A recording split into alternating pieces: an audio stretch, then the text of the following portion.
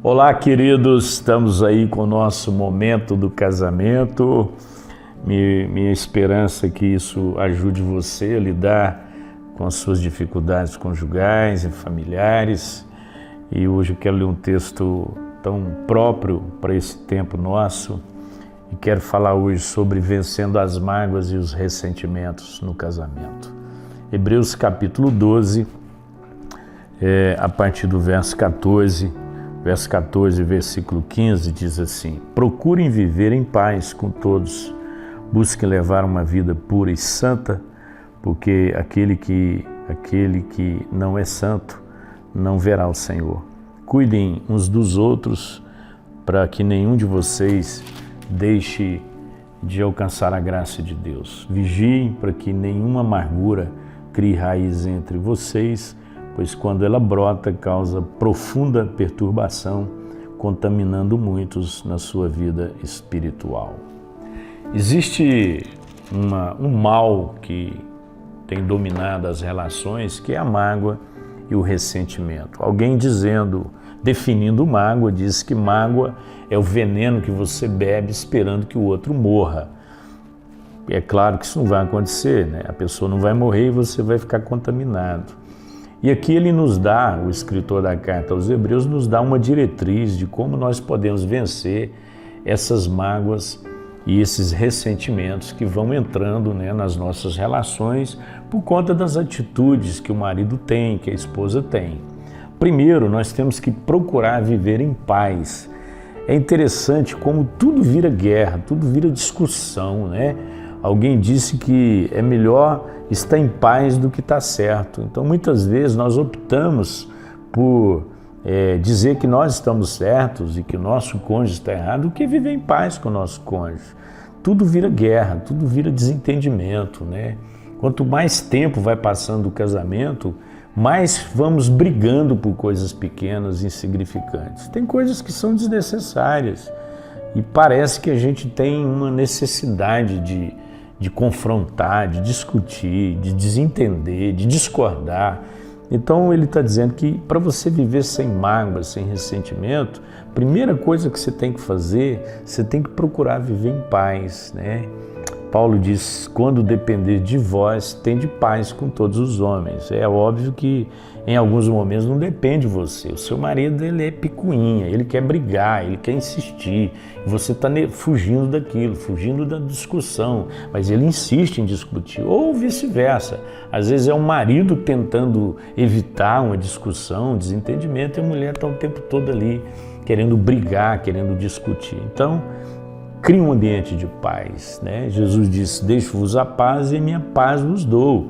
Então, a paz de Cristo, né, que excede todo o entendimento, é que guarda a nossa mente e o coração, né? Paz não é ausência de guerra, né, de conflito, não. É a gente saber lidar com os conflitos que, logicamente, eles vão surgir na nossa vida. Então, esse é o primeiro passo que eu tenho que dar.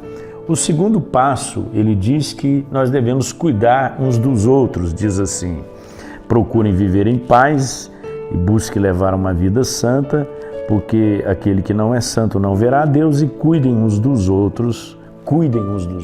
Muitas vezes, a relação conjugal é uma relação egoísta, né? Se você pergunta ao marido: você ama a sua esposa? Ele diz: ama minha esposa. Por que você ama a sua esposa? Ah, porque ela cuida bem de mim, cuida bem da casa, é uma boa mãe, ela tem muita paciência. Então, quando alguém diz isso, eu digo: você ama a si mesmo, né? Todas as características que você deu da sua esposa, dizer que a ama, eu fico perguntando se ela não fosse nada disso, né? Então, existem duas palavras, várias, né? Mas duas palavras eu quero destacar para amor. Uma é filéu, né? Que é esse amor correspondido, né?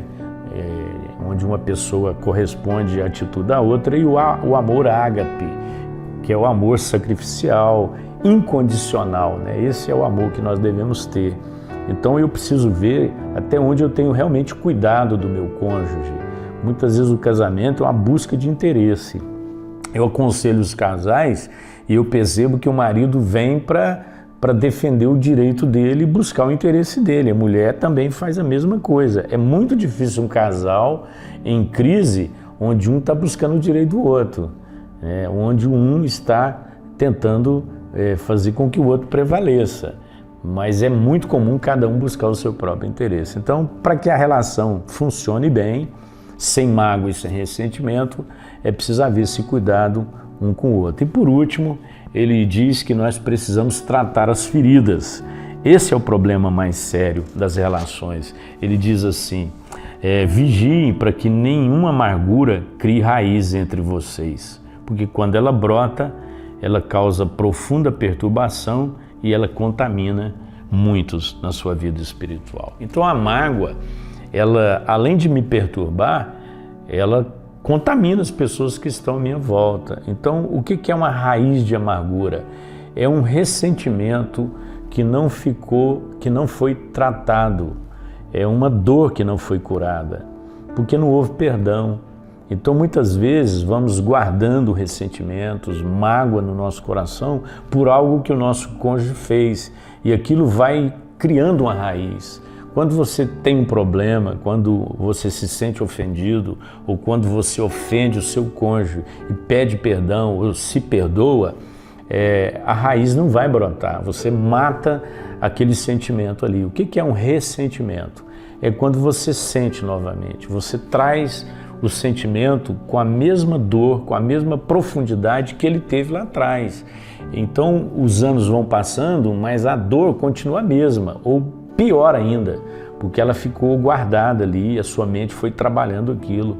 Então é muito comum você encontrar casais vivendo uma vida conjugal limitada por conta da mágoa e do ressentimento. Eles não deram conta de trabalhar aquilo, né? E aquilo está dentro do coração deles. Então dá uma sondada no seu coração e responda para você mesmo. Eu preciso perdoar meu cônjuge por alguma coisa que ele fez, que ele disse. E se você precisa, faça isso. Mas não deixe que nenhuma raiz de amargura cresça no seu coração. Então o caminho para viver sem mágoa e sem ressentimento é esse. Primeiro, procure viver em paz. Elimine as guerras, as discussões inúteis do seu casamento. Segundo, cuide um do outro.